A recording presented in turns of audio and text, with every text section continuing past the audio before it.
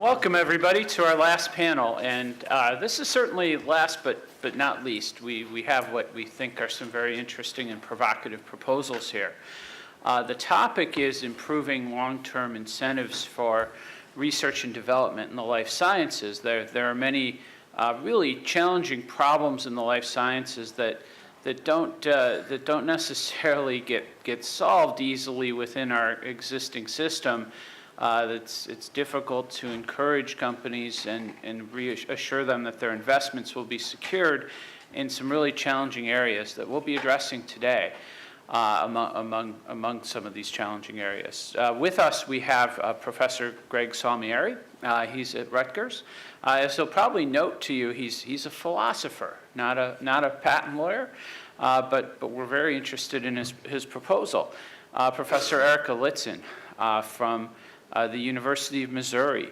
And we also have as our commentators John Santamaro, who's currently with AbbVie, and Bruce Ardham with Eli Lilly.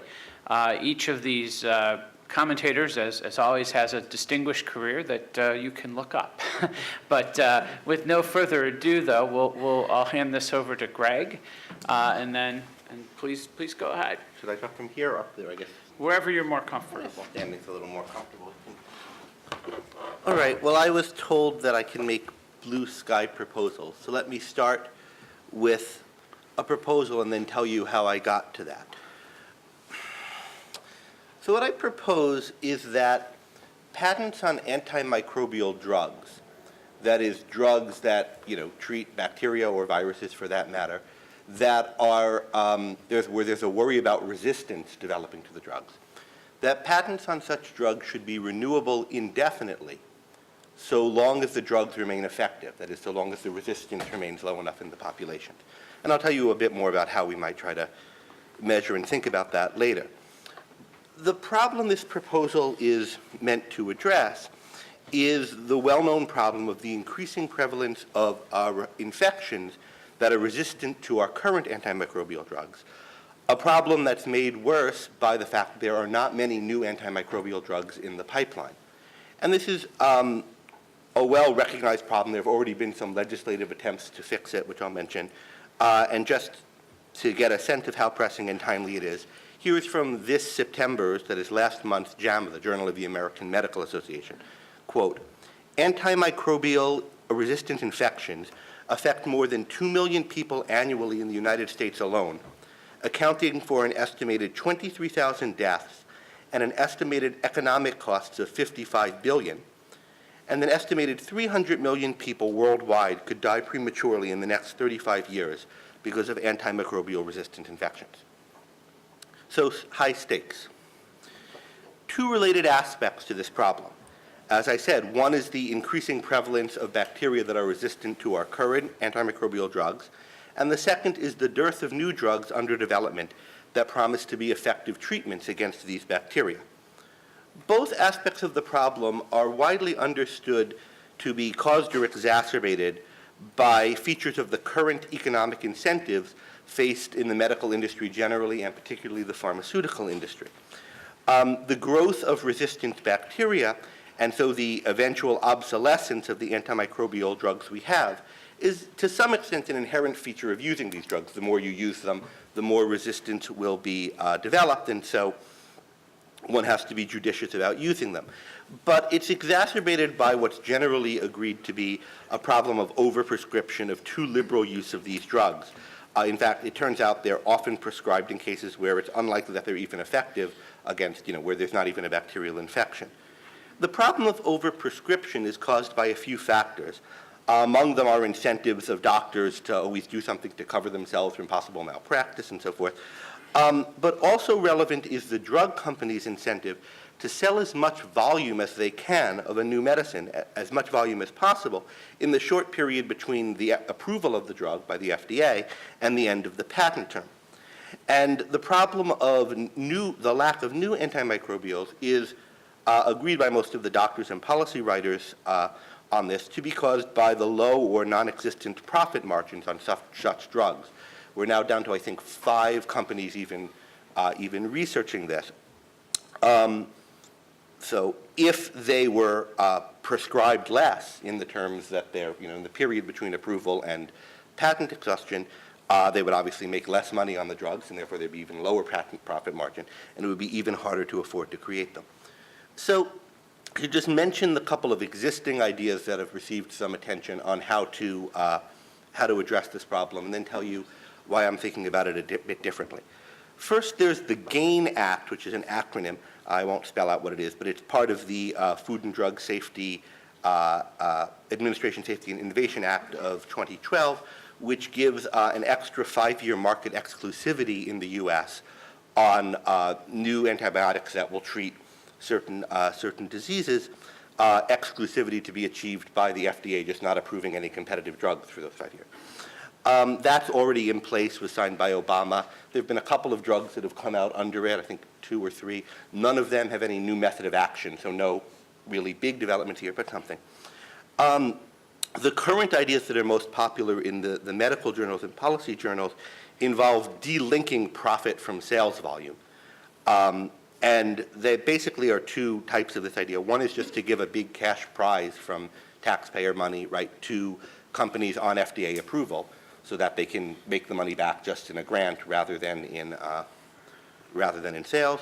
And the other is something that's called transferable exclusivity vouchers. So the idea is you give the company a voucher that lets them extend their market exclusivity period on some other drug other than the new antimicrobial, and that compensates them. They can sell Viagra for longer or something that is profitable to sell. Okay, so there's a literature debating the merits of these different claims and how to measure what the economic consequences of each would be. I'm not going to try to get into that, in part because that's not my skill set. I approach the issue a little bit differently, and I put this under the heading of putting the property back in intellectual property, which I gather is a theme for this conference. All of these proposals are of the nature of how do we give extra carrots out to companies to get them to do something we want to do. But the way I think of it, a property right is a protection of the freedoms that human beings need to produce and maintain the kind of values that human life depends on. And when you have property rights well defined in an area, people are able to profit by doing that, and that's what rights are for and how they work. And when you find an area where there's something desperately needed by human life, we think, thousands of people dying, tens of thousands, billions of dollars lost, and yet nobody can afford to make the thing that's needed to solve this problem. Nobody could afford, for example, to invest $1 billion in making a drug that'll solve a $55 billion problem. There's something must be wrong with the way the rights are being defined.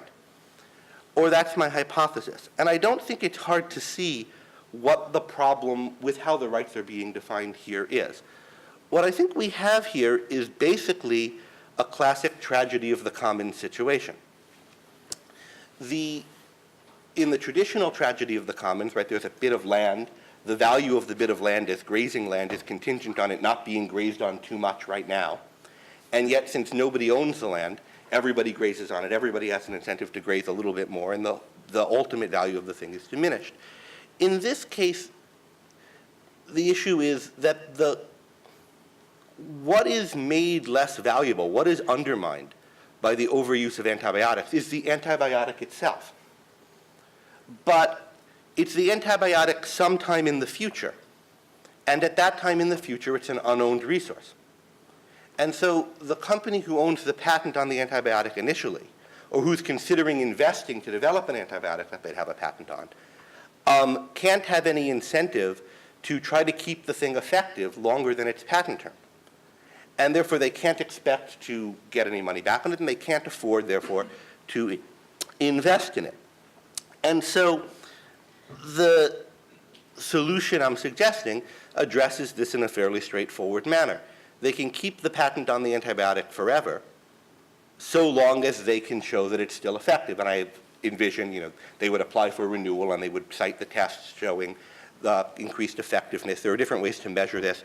A physician friend who I've been working with on this idea suggests that we look for below 20% resistance in clinical isolates of interest, and we could talk more about that. What this would do would be to incentivize the patent holders to shift to a business model that maximizes the total value to be derived from the drug over time, rather than one of maximizing the value to be derived from it only until the end of the patent term. And there are different ways in which this might be accomplished. One way might be very, very high prices on certain drugs that we expect never to be used, or to be used only occasionally after long times. You could imagine other different kinds of contractual or subscription arrangements between pharmaceutical companies and medical providers, where they're paid a certain amount to provide this drug in case it's needed, but only under certain conditions, and paid regardless. But whatever financial arrangement could become about, rather than policymakers trying to come up with what's the best financial arrangement for the situation, I think protecting the rights in this way would enable market mechanisms to discover what those situations are. And I think I'm supposed to only go at a minute more, right? For time? Actually, about 5. Oh, about 5. Okay, started a little late. Good. Okay. So let me just mention a few complicating issues here. One is that this procedure would almost certainly result in some antibiotics, the ones that are being used as antibiotics of last resort in particular, having extremely high prices. But that seems to me to be a feature of this system rather than a bug. What we're saying is we're internalizing into the price of a drug that we don't want to use very often, the fact that we don't want to use it very often, and it would be paid for by whatever means. Antibiotics now are very cheap compared to oncology drugs, for example. So I don't think there's really an issue there. Another issue that is worth noting is that this policy would be somewhat effective if just implemented in the United States, but would be more effective if implemented internationally and everywhere the patents were used. There's a kind of complicated relation I've learned from discussion the other night between approvals and patents and who invests in things. But anyway, there's questions of could this be handled internationally, if America were to adopt this policy, or if the United States would, how would it work internationally? A second issue is what about resistance being in different localities, different populations of bacteria. But I think there, what I'm understanding from the doctors I've been talking to about this is we can just get a national average of what the how much percentage resistance there is and go based on that. And finally, a last complicating factor, which is that resistance isn't always drug by drug. So often what's evolved in a bacterial population is mechanisms of resistance that will affect several different drugs. And so if we're going to have stewardship of how drugs are used to prevent resistance developing to a given drug, and that stewardship is going to be managed, we're imagining, by companies that have an incentive to keep their intellectual property viable, there is the issue that you could have me owning one drug and you owning another, and when you prescribe yours, or when yours gets used, it decreases the value of mine or decreases the longevity of mine. It seems to me that this could be handled by various contractual agreements or pooling of patents or other kinds of mechanisms that there are for dealing with these things. But it's worth noting that any kind of arrangements like that risk, interference from antitrust prosecution. As we learned earlier, almost all use of intellectual property does. So perhaps another reason for the bold proposal of getting antitrust out of the patent space. Let me close with just some reflections on what's driving me in thinking about this proposal and why I think it makes sense. Patents, are sometimes understood as a bargain between an inventor and a society. He gives his new idea and he gets exclusivity to use it for a period. What I'm proposing grants the developers of these new antimicrobial drugs a lot more. It's granting them potentially indefinite exclusivity. But it asks a lot for them in return, because it requires them to keep this exclusivity to be good stewards of the use of the drug. And I think that's a reasonable exchange. But more deeply, I don't think of it as an issue of exchange. I think of what's going on with rights to property in general is that we're protecting the conditions that people need to create and maintain items of value.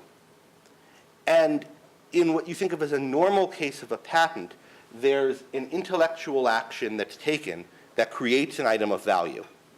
And then then that's done. Then that item of value exists, and then it can be used in various ways later on, but it doesn't kind of degrade in value absent more work being done, unlike a car or a piece of land that you need to do things to maintain its value of.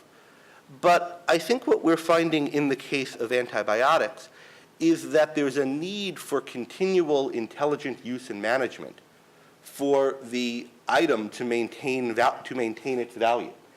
And I think what the best way to understand this idea is, rather than changing a bargain exactly between the patent holder and society, or between the creator and society, what we're doing is understanding that the value of the item the value of the property depends on continual intelligent action and management. And that because we're not recognizing that now and not extending the protection to it over time that's required to maintain that, we are losing out on these great values. And we're losing out on a lot of life and a lot of money. Thank you.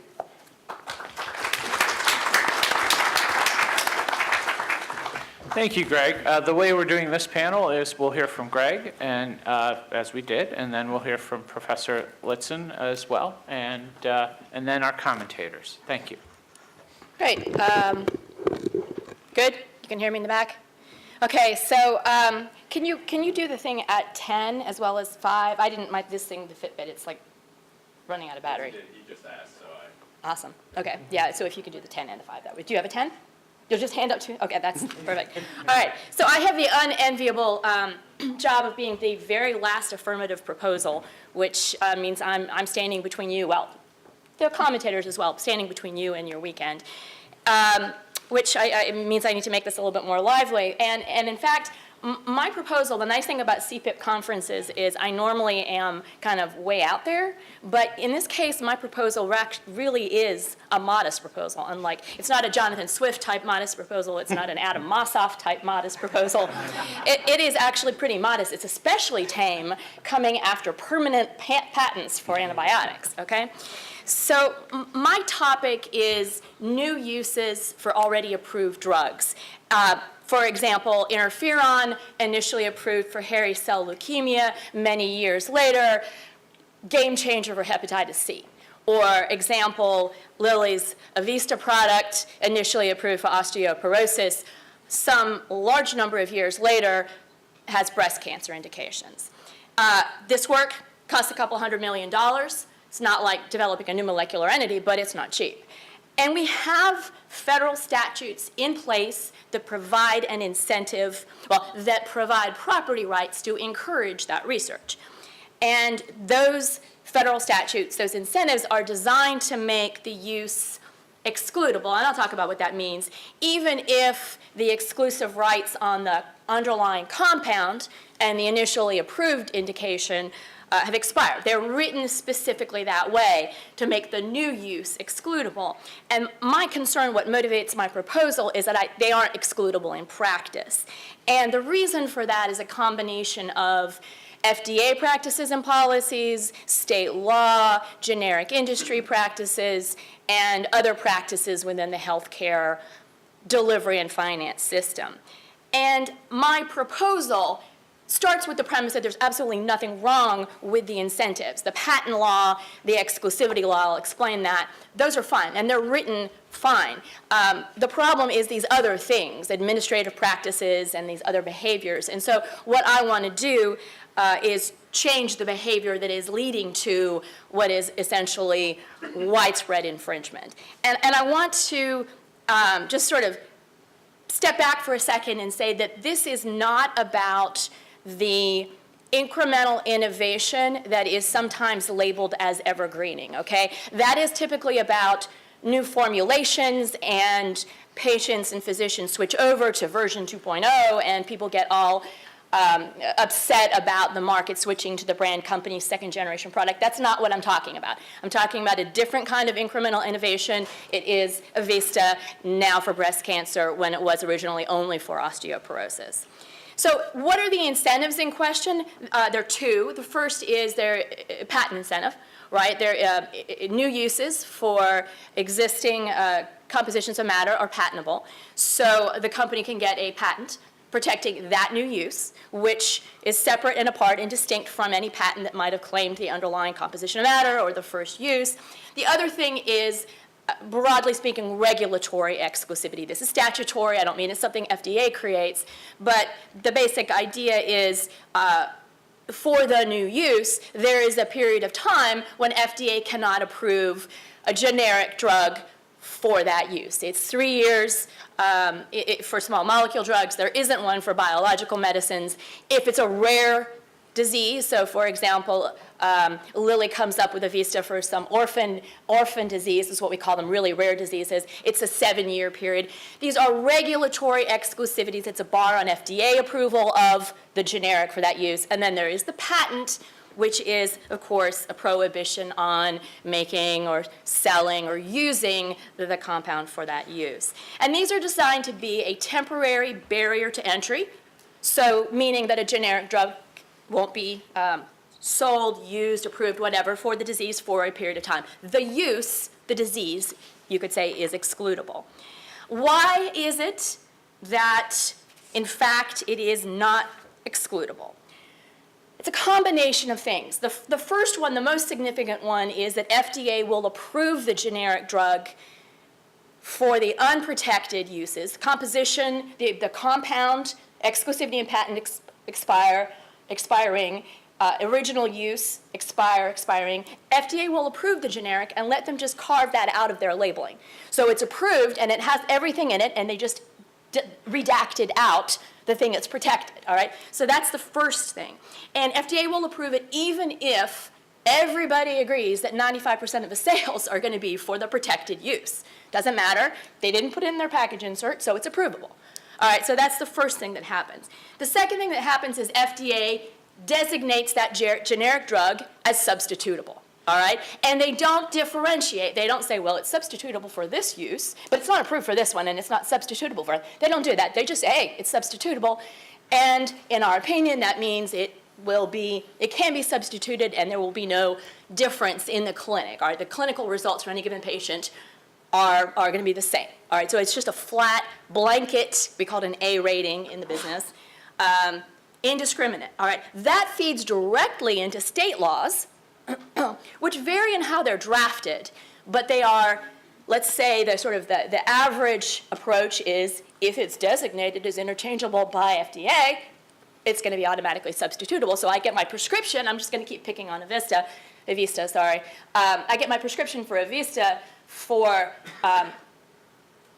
breast cancer, and I go to the pharmacy, and the generic, which hasn't been approved for that new use because it's still protected, nevertheless, I get the generic. All right, and I'm off using it for breast cancer, which is an infringing use because it was marked as A-rated by FDA, which is sort of, see no evil, hear no evil, pretending not to pay attention to what it's approved for. All right. In addition to the state laws, the other thing that happens is if the generic drug is rated as interchangeable by FDA, you have payers who will steer patients and physicians to the generic drug, despite the fact that it doesn't have the approval for that use because that use is protected. So you've got state law and you've got payers. All right. Those are the big things. And then the other contributing factor, for some drugs at least, is what I call a noisy carve-out. Carve-out is that redaction of the use that's protected by patents or exclusivity. We're in a world now where for some, FDA will allow the generic drug company to actually have a kind of teaser in the labeling. We're not approved for something because of exclusivity, right? All right, well, that's kind of a signal to go ahead and use it for that. It's the only reason it doesn't have it is IP. It has nothing to do with anything else, so go ahead and use it. And I call that a noisy carve-out. It's sort of like a noisy withdrawal from a case for a lawyer. It's an omission that is telling you something intentionally. All right, so the result of this constellation of factors is the innovator, the pioneer, has a patent or exclusivity for this new use that it invested hundreds of millions of dollars in, but the generic company is getting all of the sales for that use. All right, and that's not what's intended. That's not what's intended by the patent law, not what's intended by exclusivity. It's the opposite of what is intended. All right, so my goal with my proposal is, I assume that what we all want is for the generic to be, because it's so much cheaper, to be dispensed if I have a prescription for something and there's no patent, right? If the compound and the use, not patented, not under exclusivity, we want the generic to be substituted, right? And we would like it to be automatically substitutable. I don't want to come up with a proposal that's going to block that, because that's part of how our structure works. On the other hand, well, I also want to allow physicians to prescribe and say, to override substitution and say dispense is written, or to prescribe things off-label. We like it when they do that for medical reasons, right? But I don't think we want them doing it for economic reasons, to say, well, use this one in an infringing way because it's just cheaper, right? We don't want that.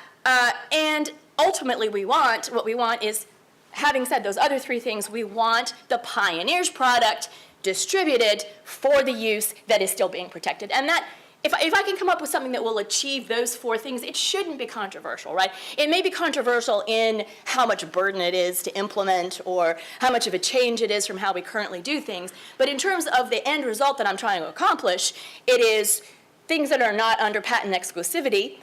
Go right ahead. If it is protected, no, use the product that's protected. You can't engage in infringing sales, use, et cetera. So I have two proposals, which I am, did you do the 10 and I just wasn't looking at you? Okay, I can do it in 5 minutes. So I have two ideas. The first part is changing what FDA does, and the second part is changing federal law in a way that will force the parties involved in the system to come up with a private solution, which is, I just have a personal preference for doing it that way rather than as sort of a heavy hammer. So what I would like FDA to do is to change how it does its A/B ratings, all right? There's nothing that, it's not part of the federal statute. This is entirely the agency's own creation. I think they should be specifying what the generic drug is approved for. And I think they should be saying that it's A/B rated for, or is interchangeable for particular indications. Maybe what they should do is only give it a full A rating if it is approved for all the same indications, and otherwise it's specified interchangeable in some limited, this indication, that indication. But it doesn't get the whole banana, that's not the right metaphor, it doesn't get the whole rating until it is approved for all the indications. I think that they should go back to what they used to do with A/B ratings a long time ago, which was to say that if a generic is out there marketing its product as A/B rated, it's implying that it's approved for all those uses, which means that if it weren't approved for all of those uses, that would be off-label promotion. All right, that was historically their position. I think they should go back to it. So there are a couple other things I think FDA could do, none of which would require Congress to act. The thing that I think is more interesting is I think we need to have legislation that targets either and the pharmacists or the payers or the generic drug companies to provide an incentive for them to work together to create a system where everything is coded by indication so that the generic drug company isn't getting the infringing sales. I think the simplest thing, and the place I would start off with, and it might make you sort of step back because I'm blaming somebody that is arguably innocent. They're also the person in the best position to prevent the sale. I think we should make it an act of misbranding for pharmacists to dispense drugs that are not approved for a use if somebody else holds a patent, another company holds patents or exclusivity on that use. All right? Now, that sounds strange. Yes, there are other acts of misbranding in the statute for pharmacists. It's not a huge leap, all right, to have a thing that pharmacists do that's a violation of the Food, Drug, and Cosmetic Act. I'm not making that one up. There is one already. But I think if you did that, I think pharmacists would start looking at the labeling, and they would push back. I think perhaps you'd end up with contractual arrangements with the payers in order to make sure that they got the information about the use for which the drug was being prescribed. Payers can do this, actually. We have a precedent. I don't know if anyone's gone through prior authorization on a medicine before, but they are perfectly capable of linking up what you're diagnosed with what you want the drug for, all right? This would just force the pharmacists in this model would force the other parties in the process to work with them to create a system. If that's not strong enough, I think the second thing I would do is I would give the generic companies some skin in the game as well by saying, and this would be outside the Food, Drug, and Cosmetic Act, but that's an implementation issue, by saying you have to pay you have to make the innovator whole. If your product is being sold for these infringing uses, you have to make the innovator whole. And you could do it a couple different ways, but if it is unwieldy to by law, say that it is pro rata, for example, to say that it is specific, the amount, you have to show how many of your sales are for that use. One thing you could do is that you could create a presumption. If the innovator's product, 85% of his sales are for the normal use and 15% are for the infringing use, then presumably the generic is because it's being dispensed, it's being substituted, presumably it's 85 and 15 as well, and you could create a rebuttable presumption. They could come forward and say, well, no, for ours, actually, we're affirmatively trying to tell people don't dispense for that use. So for us, it's really only 5% that are infringing. So if you created that, maybe give the payers some skin in the game by making them jointly liable. If you did that, I think they would create a system where the indications were tracked and where the pioneers would get those sales. So, I mean, for me, that is the end. The end result. I have a little bit of discomfort with this last proposal simply because it creates a mechanism for compensation. So it seems to kind of concede the sales. And as a practical matter, that feels a little bit like we've given up on the patent having any actual right to exclude, right? But I think what you would do, especially if you made the payers liable as well, I think as a practical matter, what would happen is they would create a system where they weren't liable. And we would get to the end result, which is, I think, what we ought to all want, which is the generic is being substituted when there's no IP, and the pioneer is able to recover its couple $100 million that it spent studying something like breast cancer, which we really want them to study. So that's it, and I'm out of time. All right, thanks. So the order of the commentators will be John and then Bruce. John, they'll split their time commentating between each paper. Thanks. Sure. Okay. Well, first, let me thank Mark and Adam, I guess, for inviting me to be part of this panel. I certainly think this issue around long-term incentives is one that's very interesting, and frankly, we need a lot of thinking on to be moving forward. And I do want to say at the outset, as someone who's been working in intellectual property for a couple of decades now, my first response to these two papers is, wow, perpetual patents, we can really dream here, so we're thinking galactically, I'd say, on this type of thing. And I absolutely love that, because I think there's room to do that. I think we need to be thinking of these kinds of bold, blue sky ideas, because even though they may not get implemented in law exactly as written out in the paper, although I would perhaps love to see that, it's certainly something that I think really begs some thinking. So the way I'm going to present some of my comments is not to go through the papers and sort of give a detailed critique on them, but rather just take out some of what I think are bigger picture issues that spring to mind from my perspective as someone who's a patent attorney, but who works more in a government affairs type function currently for a large pharmaceutical company, but also someone who has an interest really in both the patent system, but also on the pharmaceutical side, how it does interact with the regulatory system that we're in. I think Professor Leetzen made a couple of his comments in her presentation as well. I think we can't forget about that. Not everything is about 101, 102, 103, right? We need to look at how patents operate in the real world for particular industries. So on the blue sky aspect, I just want to point out this antimicrobial resistance right now is something that is understood very well at the global level, I'd even say, as being a true public health concern and even a crisis, right? I think we're in that mode. I also work in my current job, and I lived in Geneva, Switzerland for a while, but I work a lot with UN organizations. This is something that I think is at the top of the list. Certainly the new Director General of the World Health Organization, Dr. Tedros, has mentioned this. It's something that many companies like mine, although we don't operate specifically in this space, but certainly the pharmaceutical industry more generally has looked at ways that the industry could contribute more positively to this recognizing that there are concerns in the lack of a pipeline on these types of medicines and what have you. So I think thinking of things like a perpetual patent are really interesting. And what I like about the idea, more than anything else is that it does try to take into account this issue of not only creating a new drug in this space and providing incentives for it, but also, as I think Professor Salmieri characterized it, but please correct me if I'm mischaracterizing you, this notion of a need for stewardship on the use of the drug and providing incentives for that is really going to the heart of one of the big issues we have with this bacterial resistance.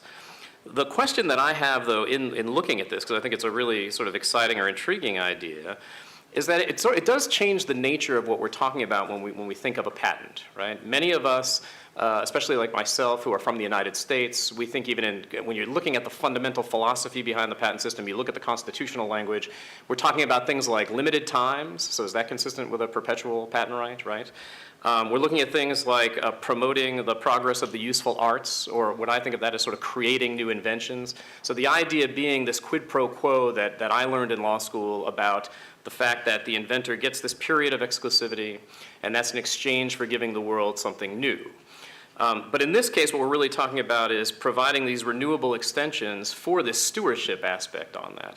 So I guess one of the things that brings to mind, that may be an appropriate remedy in that case, but I do wonder as well whether we could look at some other models that might fit that at some point. So if you look at the analogy to regulatory data protection, for example, you had an issue there where companies needed to be incentivized to generate the type of clinical trial data that was required to prove, that is required rather, to prove safety and efficacy. There could have been an issue there about extending patents or doing something in the patent system, but I think partly because it didn't involve creation of new inventions, which is really sort of the philosophical background of the patent system, you had a new regulatory type of exclusivity that was developed and targeted exactly at those types of things. You know, is that something we should be considering here, maybe in addition to the idea of a perpetual patent term? Is there room for another type of either exclusivity or regulatory mechanism that can provide that type of incentive for the stewardship aspect that Professor Salmieri hits on? Because I do believe that is an important part of the discussion. In addition, I also feel like we need to be thinking as well, if we go this route, what others might think of it. Again, I'm from an innovative company. Exclusivity is very important to the way we do business, obviously. So again, I'm glad to see these types of proposals being made. But on the other hand, I could see others looking at this and saying, okay, first of all, this is going to increase prices, right? This is a giveaway to the big corporations, all those types of things. But then in addition to that, I could see a little bit more subdued critique of this saying, well, maybe instead of just giving away the farm and having these exclusivity rights forever, even if it's regulatory exclusivity, maybe we should think of this more like a public utility, or we're gonna have an entity whose job it is to keep up the infrastructure, if you will, if you're analogizing to sort of typical utilities. Here the infrastructure would be maintaining the preferred use of the drug and making sure it's effective. And in light of that, we ought to think of it in that term rather than just having this sort of profiteering that could go on indefinitely. I don't like those kind of critiques of the exclusivity system, but I can certainly see people raising those types of issues. And so I think, we just have to think. I think it's incumbent on us to come up with these bold, blue sky ideas. I think we also just have to think how they might be received and look at how we could work out something that would be fulfilling the public health needs that come about of this, and in addition to making it economically sustainable. I'm just going to turn briefly then to Professor Lietzen's presentation as well. I noticed she had a couple of good examples of second uses. As I grow older and I have less hair, I always like to think of the example of Rogaine. That was originally a high blood pressure medicine. And but it does fit the bill. It does fit the bill. It doesn't sound as good. You really need hair loss drugs. But you see, it depends on who your audience is. That's true. For me personally, this is becoming more appealing. But again, the big picture point here, and there's going to be two places I'd like to comment on the bigger picture that I think Professor Lietzen's really bringing together here, which from the pharmaceutical area is very important, is again this notion of how patents act in the broader regulatory context. So you have intellectual property rights, at least in the United States, not everywhere, and that's a separate question, because second uses in some countries are still totally prohibited, and that I think is a separate challenge. But in the United States, you have this notion where patents are available. And again, the philosophy of the patent system is to encourage, provide incentives for this type of innovation. But then you have a regulatory system that essentially takes away the practical incentives. So sometimes it's referred to as, well, a patent on a new medical use essentially gets a company a skinny label, as was mentioned, a label of the generic with a carve-out, but not much else, because it's really hard to enforce that type of right. And I think this is something we need to be thinking about. So I do find the idea, especially on the area of whether it's feasible to look at the dispensing of a drug as a way to manage that and create an enforcement system that could be workable. I think Professor Lietzens described a lot of the challenges with that. I'm not going to go into detail since she's already covered that. And frankly, I do think you'd find just vested interests of certain organizations, including the pharmacists themselves, who will be asked to take this on, especially if they're asked to take on the potential liability of misbranding. They're probably not going to like that. So there's going to be sort of politics that goes behind this. But again, I think as far as looking at this, what I find very powerful about this idea is really going to the heart of the issue of it's not really about whether patents should be available, it's whether the patent once granted can be effective for its purpose. In this case, it's not, but that's not necessarily a function of the intellectual property system, right? So can we think about that through dispensing medicines or something else? One other notion on this is I think this problem too, if solved, is very exciting globally. So I work on a lot of international issues. You might see my title refers to international government affairs. I work in with a lot of emerging markets that are developing intellectual property systems, and a lot of the questions they have is how do we draw investment? How do we also create incentives for our own domestic companies, many of which are small and medium-sized enterprises? And I think that certainly anecdotally there's support for the idea that some of those small and medium-sized enterprises, not only in developing countries, but certainly I think it's more pronounced of a need there. A lot of them want to turn to the innovative space, and a lot of them look at sort of what we might call follow-on innovation, like new medical uses, as something they could probably have the capacity to get in with to turn to be more innovative in their ways of working. But perhaps creation of new molecules might be something that's a bit beyond their reach or not feasible in the short term. So I do think if this type of incentive system for this type of follow-on innovation is developed, I actually think this is something that could also help the innovation environments and and support for the intellectual property system in certain emerging markets as well, where they have these sort of nascent industries that are looking to become more innovative in their outset. So I do think this is a problem we're solving not only for markets like the United States, the European markets, but also for the enabling environment for innovation worldwide. I'll comment only on one last piece of the paper, which is at the end of her presentation, Professor Leeson talked about this kind of compensatory model. I'm very conflicted about this model. On the one hand, I think you do have to say compensation is better than nothing, right? So right now you have a system, again, it gets a company maybe a skinny label, to put it very, in very succinct terms. That's not, of course, that's a little oversimplification, but it doesn't get you, maybe doesn't get you much else, is something that would provide a way of getting compensated for this through statutory measure or some other mechanism. Would that be something that is better than the current status quo? Because right now, again, you get effectively nothing.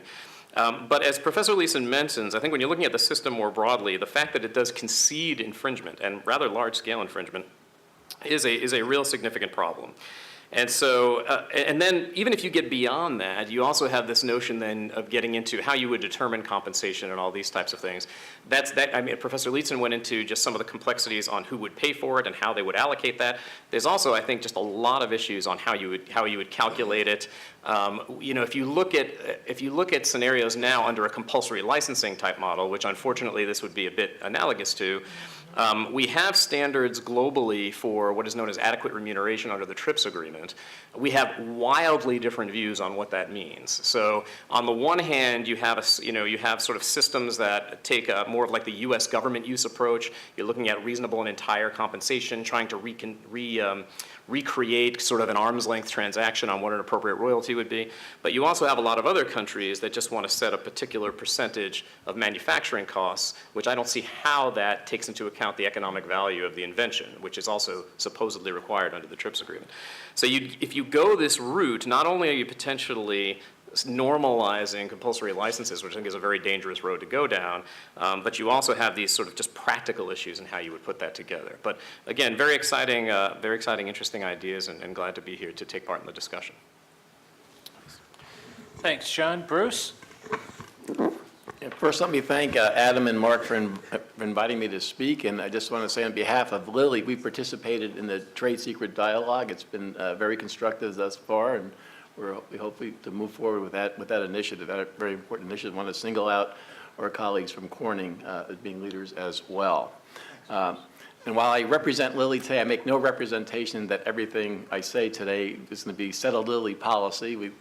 These are just my reviews of the papers, and we have, as you'd imagine, in a large corporation, we have an elaborate decision-making process. I'll give you some of my thoughts on both of these really interesting papers. One of the things I enjoyed most about Greg's paper and coming at it from the perspective that he does, that's a good way to think about just the issue of the antibiotics, but also new uses, is really the commons problem is, I think, a very good analogy. At what point, when an innovator makes some improvement that the public enjoys, at what point does the others can copy and benefit from the innovators' investments? And so it's really, in many ways, the issues are tied closely together. And I think we know that the Congress has talked about, in this context, the two special laws, the Hatch-Waxman law and the biologics provisions of the ACA, really have set a set of rules on just how this handoff is made. And I think what we're dealing with, we're asking today, is how we apply these in these two different contexts. I just should probably mention that even though these particular statutes are complicated enough, we have the new AIA, and I think referred to a little bit in some of the earlier discussions, the IPR provisions somehow also color this discussion as well. And as I think Greg has said, we know that the antimicrobial problem is a major public health problem. We've seen the case of MTR-TB in New York and other areas. It's an incredibly difficult problem from the medical side. It's also interesting about his paper, the same types of questions I think are raised with bioterrorism threats and naturally occurring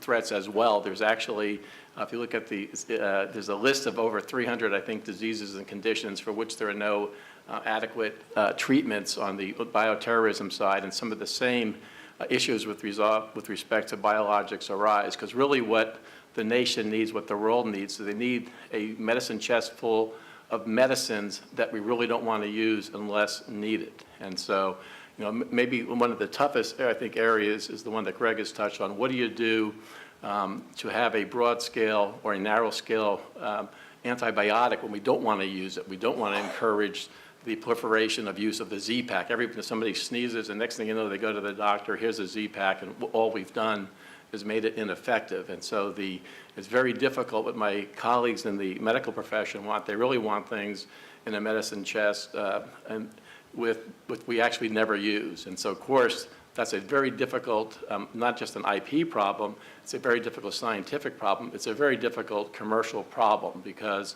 even if you take the patent to the unlimited provision, what does it do to a net present value analysis of a product you really never want to use? I mean, what's the economic incentive to develop something you literally never, you always want to have at least one more antibiotic than the bugs. Very, very, very difficult. This a couple of general comments on Greg's paper. I think, the notion of an unlimited patent term, it flies in the face of the tradition of a limited patent term. It's, the basic agreement is you get this limited term of protection in order to disclose to the public what you've done. And so I think the notion of an unlimited patent term is a very difficult one to advance, just because given our tradition of what the trade-off in patent law is. And then I think it's also been alluded to, even if policymakers in the United States would adopt it, you'd have to convince, to make this effective, you have to convince other countries around the world to adopt the same policy. And that, I think, is, it's a rough go as well. As we know from Lexmark, once a product gets out there, it's going to be harder and harder to have it creep in, back into the U.S. market. And also, as I've said, even if you've done that, what we, if the real need is we want things we want to use in a very limited fashion, it's hard to come up with the economics to encourage a company to do that. And we've seen, I think, a public response after 9/11 with the BARDA program, where there is now government funds to try to encourage development of medical countermeasures. Whether that's adequately funded, it's an open question. Certainly, we haven't made dramatic, I think, progress in solving all of the known threats. And so, but part of the answer, in addition to IP answers, has to be sort of a guaranteed sale provision. Whether we've done enough in that respect as a society, I think thus far the results have not been overwhelming. And so a couple of more specific comments on Greg's proposal. And the interesting thing on this 20% trigger, so as I understand it, I think if the drug became less than 20% effective, then you'd lose the protection. Well, I think part of what you're fighting there is that same problem you've identified at the beginning, is that it's too prevalently used, it loses its effect. So at the time when it starts losing its effect, you lose the teeth of the proposal. So I think you have to think about that. And then, as I say, Lilly takes no position on this proposal for the unlimited patent, but another way to consider might be to have the patent term at 20 years, go beyond the Hatch-Waxman caps. Another variant of that might be to allow the patent for these type of products at 20 or whatever the term would be to kick in on the date of FDA approval, so you're not burning part of the patent during the development process and go beyond, you defeat the 14-year Hatch-Waxman cap. And then another, since we're blue skying, another way to do it is if you had developed a product that you weren't going to use, you tried not to use, perhaps you can, if you use it during the term of the extended patent term, maybe you could re-up the patent upon first use. And so, but I think that, and yet another way, I think, as I think Joe touched on, is, and then the other intellectual property provision to think about is, what if you try to consider what to do with the data protection rather than give a right of reference to a competitor? Perhaps there are ways to deny the right of reference.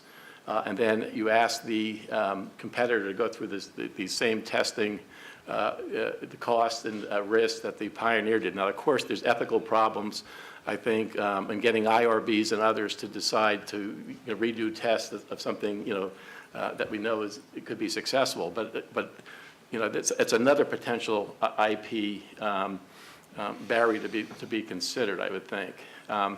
And Erica's paper, let me just make a few comments. First, I should say, I guess, to disclose that when she was in private practice, Erica represented Lilly and the trade association. So we've been very, obviously, it's been a very good relationship for us, and we know that she does a great job, as she's done on this paper. I would also commend to you a paper that she wrote, I forget when it was published, maybe last year, on the tension between IP provisions, the patent provisions, and long-term.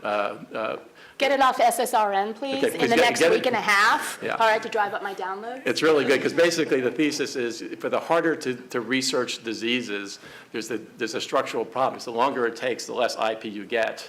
And it's sort of, in many ways, the same type of dynamic that Greg is dealing with, but a fantastic paper, and shows that in some of, I think, the neurological diseases where the methods of action are unknown, the causes are unknown, it turns out that takes longer to get a drug approved. So in many ways, the patent system discourages research on some of the hardest topics, unintended by the drafters of Hatch-Waxman. I think there's pretty good data now with Erica's paper, really is enlightening. There's another paper on oncology by Ben Rowan, Heidi Williams, and I forget the third author of that paper, but they analyzed 46,000 cancer trials from 1973 to 2010. Of the 46,000 cancer trials, only about 500 were for preventive agents. And what the authors suggest is, it's relatively easy, never easy, but it's less difficult to get a product approved and tested that may increase life, 3 to 6 months than to come up with a vaccine or something that with a more lasting effect. And finally, along those same lines, and 3 years ago, the Institute of Medicine had a forum on neurological diseases where the neurosciences experts were looking at this, struggling with this same problem. How do we get companies to invest in this very difficult research? So I think that Erica does a great job of explaining some of these the complicated factors in play with, how do you turn these dials, the regulatory dials. And one of the things one of the great sentences in her paper is, she said, part of the problem is consumers don't pay, payers don't consume, and the treatment choices are made by persons who neither consume nor pay. And I think that's part of the problem we face in our industry, because there's obviously a great incentive to reduce healthcare costs, and as you can see in the daily press, that there's a lot of concern about the price of medicines, and we hope we can talk more about the value and benefit of medicines. One of the things that I thought Erica was interesting in her paper, she calls her solutions a taxonomy of solutions. So when you have to have a taxonomy of solutions, it's a complicated problem. With respect to the Orange Book, it's very difficult for the agency to open up a book with such a dusty cover, and we've known that the FDA can take a long time making these changes. The rest of the time I have, I just want to talk about one of the proposals, and not necessarily a proposal, maybe an observation that Erica called a potential paradigm changer. And one of the things that she suggests that policymakers consider is to change the data protection period of 5 years, which is the standard for small molecule drugs, to the 12 years, which is the new standard for biologics. And I think from our standpoint, we don't know why there'd be any scientific reason to treat them differently. So the 5 and 12, and frankly, I think most patients would prefer to swallow a pill than to take an injection. They're certainly generally speaking, easier to manufacture. And then to take, if we're blue skying, I think a point that we would suggest is what really, if we don't think there's a justification for the difference in data protection, but we also think, we're not sure what the difference, what is the justification for the difference of patent protection and data protection? Why should the statutes be patent-centric? What both statutes say is that the highest protection, the longest protection you can get is the 14-year patent protection. The data protection is shorter, and we really need to think about that, because what that says is where the cost and the risk in drug development is, the clinical testing, the preclinical work, all that information does not get is valued in a IP sense than the potential patent term, and I think that's something I think that we need to really think about. And frankly, there was a proposal a couple of years ago in Congress that advanced by a patient group, the National Health Council, introduced by Congressman Leonard Lance. He had 94 co-sponsors in the House, bipartisan, introduced by Senator Hatch and Senator Bennett in the Senate, and bipartisan. And what it said was, for products that met the FDA guidelines for unmet medical needs, there ought to be a joint 15-year data protection, patent protection term for both drugs and biologics, provided the sponsor waived any patent rights beyond that protection period. And I think with Erica's proposal, there's a lot of dials that have to be turned, and very difficult dials in states where state substitution laws are very ingrained at this point. Insurance practice is very, very ingrained. FDA regulatory procedures very ingrained. So I think that one of the theories of this legislation was, if an innovator knew up front on the day of approval they would be 15 years of protection, there may be more security to try to do this valuable research on other uses, be in our incentive to try to explore all the uses, and because we want to know, for the same reason physicians want to know, is what are the proper patients to receive this product. And right now, the IP incentive comes out with variable IP depending on the length of development. Maybe it's time to reconsider those notions. Thanks, Bruce, and thanks, John, for your really helpful comments, and of course to both of our presenters for their excellent and interesting proposals. I'm looking forward to opening it up to the audience for questions. But before I do that, I wanted to ask first Professor Salmieri and then Professor Litzen if they have any comments or clarifications or other things to say. You don't have to, but if you'd like to, I invite it. Yeah, I just use the time in discussion. Okay. Okay, so I do, actually. I am horribly conflicted as well, right? Okay, because the compensatory model, to me, the problem is you're basically saying, okay, it no longer conveys the right to exclude. And that troubles me greatly. I get comfort from the fact that if the compensatory mechanism were robust enough, the payments would be so prohibitive that, in fact, where we would end up is systems where, in fact, exclusion was happening because they didn't want to pay. That's how I get my mind around it, but I'm terribly conflicted, and every time I redraft, I say we should, and then I say we shouldn't. And the exclusivity, I didn't mention in my affirmative presentation, but it's part of the last section of my paper. It is a very interesting and worthwhile thing to think about, and I understand that my proposal is going to make a lot of people turn, and they're all like gigantic submarines, and I'm saying you should turn, and I get that. But you know, this is me with a little violin, right? Because those are exclusive rights, and these people we've basically conceded infringement. So I like the exclusivity, but I feel like it also concedes. I don't know. It's an excludable right. It should be excluding. Thanks. So questions from the audience, please. Oh, we've got one up front. Oh, yes. I didn't see another one. I'm sorry. So John raised some really interesting comments about Greg's proposal, and especially the limitation on limited times in the Constitution, which I think creates at minimum a textual barrier as a legal matter. And so a response to that might be that you could say that there's the patent term on it, but then Congress creates a different regime after the patent term ends.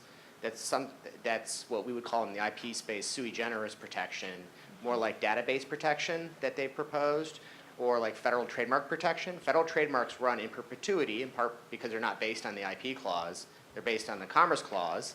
And they require this, and one of the things why federal trademarks run in perpetuity is because they require the same type of stewardship of the mark that you are proposing for the antibiotic, in terms of kind of maintenance of the goodwill by the company and the continual use of it and the policing of it, so that improper uses are stopped, so that the goodwill isn't then undermined. And so what you could actually be proposed is this kind of bifurcated legal regime where you have the patent, but then you have the a follow-on sui generis type protection that follows has similar types of use requirements in terms of maintenance and proper use that you see in trademark, but provides the same type of exclusivity that runs for in perpetuity as long as they do it. And I don't think that the PR issues are going to be as bad as John suggests, because the response isn't that, oh, the prices of antibiotics are going to go up. Actually, it's conceivably the exact opposite, because, yeah, sure, I mean, antibiotics fall into the public domain, and then they're overused and become completely useless. And so you actually end up with, as a result of this proposal, more antibiotics. You end up with actually more companies will invest in, create, and maintain antibiotics at effective levels because they'll want to maintain their exclusive rights. And so then you'll have greater competition in the marketplace between different types of antibiotics, and with greater supply, we know the laws of economics, prices come down. Yeah. I gotta turn it this way. Two thoughts. I really like this idea of a sui generis type of IP analogous to trademark, and the rationale for that is really helpful. The way I had been thinking of it was a series of time-limited renewals. so that you never got a document, you never got something that said you own this forever, but rather 20 years in, you go in, you present data, and you're given a 20-year extension. So you have, it's potentially infinite, but you don't, you have to make the case each time at renewal that the threshold for renewal is met. And my sense was that that wouldn't run afoul of the Constitution on this, but I might be wrong. So. Yes, sir. Yeah, I really don't understand the problem in, by the way, I do FDA law. Antibiotics is not my area of expertise. But I really don't understand why it is so difficult to produce antibiotic these days. It seems to me a little strange. Could somebody explain to me what the big problem is in producing antibiotics? From what I understand, it's a financial consideration rather than a technical consideration. Again, could somebody explain what the problem is? I think we're all lawyers up here and not scientists. Or one philosopher and a bunch of lawyers. My understanding is that it's partly technical, but again, I have a history degree, so. I mean, we could, get people to talk about the science of it, but economic constraints in doing things are real constraints. If there's no way to make a profit doing something, and there's no way to attract investment to a sector, then that's as real a constraint on accomplishing something in that sector as a scientific constraint. I mean, economics and finance are sciences. And part of the method by which something's accomplished, when it's accomplished by people over a long time, with laboratories, with equipment that needs to be bought and financed, part of the methods of doing it is the method of figuring out how to make it pay. So even if the issue is just that it's less profitable than all the other things people could be doing with that money, that's a real constraint. And I don't think it's something to be kind of poo-pooed. Yeah, I just would add that I think Dr. Fauci's been working on this for his entire professional career. We've heard, Margaret Hepler said we're going to have an AIDS vaccine, I think, by 1990. The CDC Hospital Infections Group has been working on this with public money for a long time. So if the suggestion is that it's due to profitability, I think direct that to your colleagues at the NIH and others. Our company is no longer in that business, but I think that the science is hard, as it turns out. The science is hard. Additional questions? Yes, ma'am. Hi, I had a question about the pay for delay agreements. Just what the FTC has brought it to highlighted much more attention on it over the last 5 years or so. How would you say that definitely seems to be affecting incentives for long-term research, and just to hear some views on what you think would sort of help the balance there and conflicting views. I'll make one quick comment. Our company has never entered into one, and I think we're something of a outlier in industry. And I do know that there are policies both at the FTC and the Department of Justice that smile upon and facilitate settlement of court cases. And so I think from our perspective, the law, there may be some flaws in the law, but the law, I think, has created a situation where, rational actors enter into these agreements.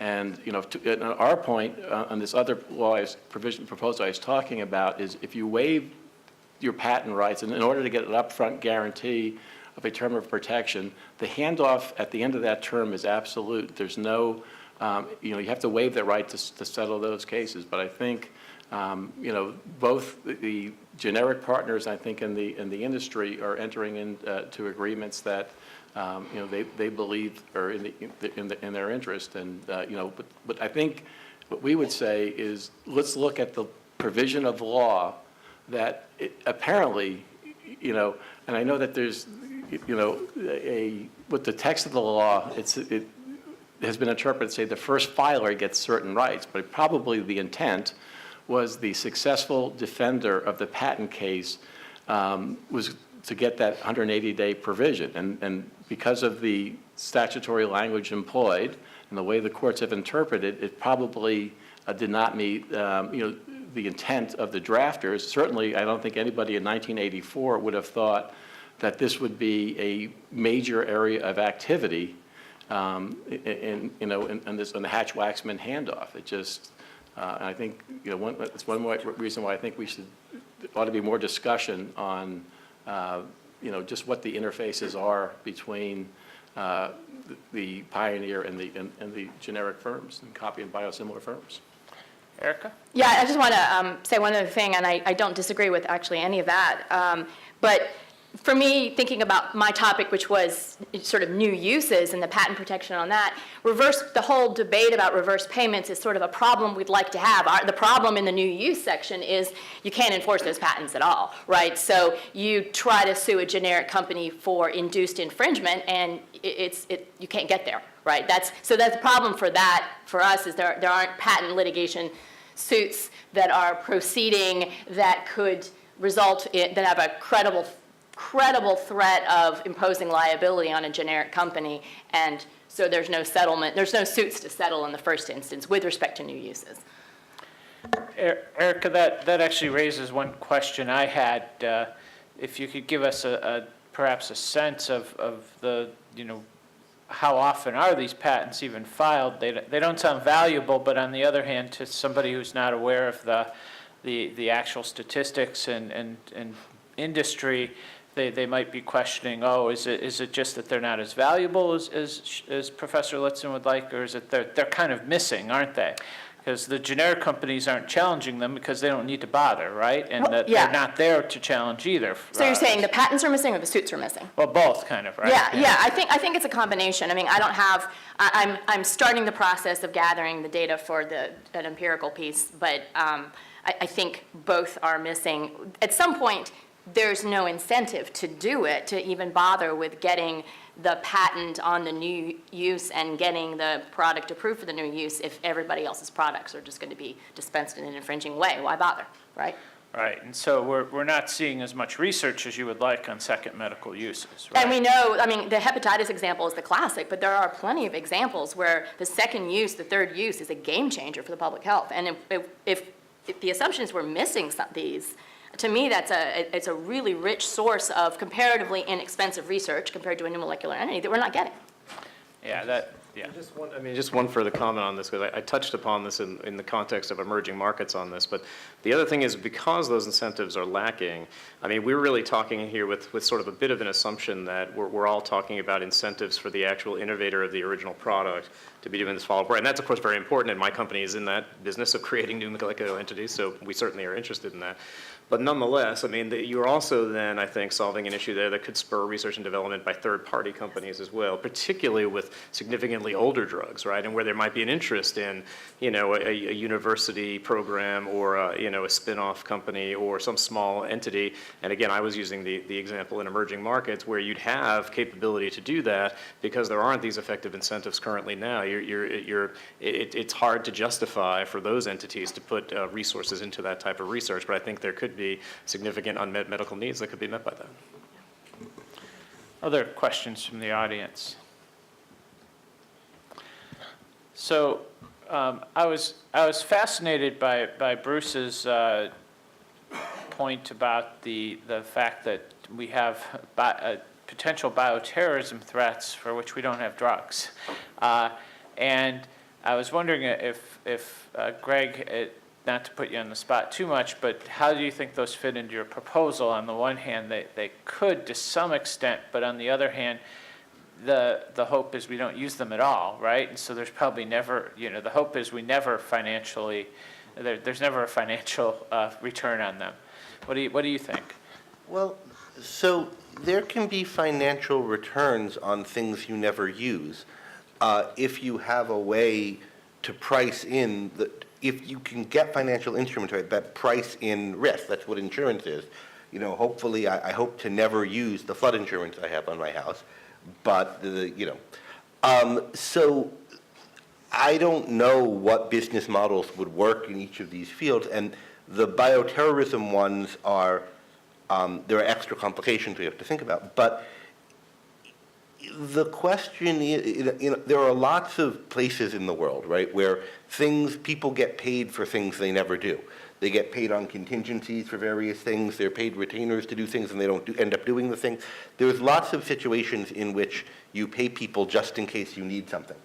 So one situation is like, what are the factors that enable those kinds of deals, businesses to exist in the fields where they do, and why are they missing here? And one thing that seems to me to be missing here is that you have a fairly short window in which the risk is. And so how much you'd have if somebody had to pay the company that developed the drug to in fact buy it from them on the premise that we'll make a ton of money if sometime in the next 100 years this thing needs to be used, versus if it's sometime in the next 10, right? That's a very different proposition. And so if there's an exclusivity protection for longer, the economics of what kinds of insurance regimes or other alternative business models there could be. I mean, you could imagine, for example, instead of medical providers or medical systems or hospitals, whatever it is, paying companies for individual drugs and individual dosages, you were to pay for antibiotic treatment, for example, or pay for treatment for this kind of thing, and then you would get whichever antibiotic was the appropriate one in the, to use given what resistance there was. And then you would have priced into the price of the normal antibiotics, the extra price of the thing that's being held in reserve. Those kinds of schemes, and who knows what other schemes somebody could think of who's, an entrepreneur, which I'm not. The question is, what kinds of property rights would there need to be to get the people who know how to figure out these schemes thinking about them and implementing them? And I haven't thought before today about bioterrorism cases, and I don't know what the technological challenges there are in them. One thing that's relevant is, I take it, the reason why responses to bioterrorism go out of date once they're used is that the bad guys, come up with new ways to kill you. And when you're dealing with people using their minds to come up with ways to circumvent your inventions rather than bacteria evolving ways to circumvent them, things are much more complicated because you can't, for example, publish what your method is. So how it's the same and different is something I have to think about. Well, Greg, you definitely display your creative mind right on the spot there, and it's interesting, and I think it partly stems from you thinking about how to use property rights in creative ways, and how markets can find solutions based on property rights.